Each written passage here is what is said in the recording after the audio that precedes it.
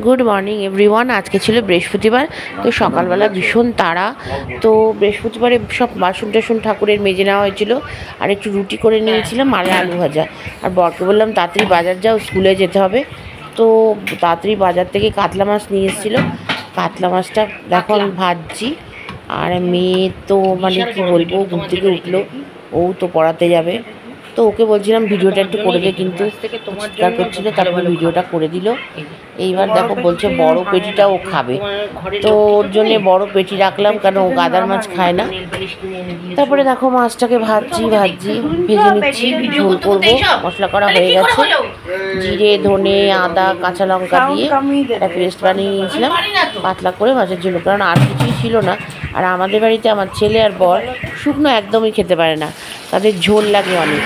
তো মাছটাকে নুন হলুদ মাখিয়ে কড়াইতে তেল দিয়ে, আর বড় বড় ছিল তো তাই ভেজে নিলাম। দেখো ঝোল আমার রেডি, কাতলা মাছের ঝোল।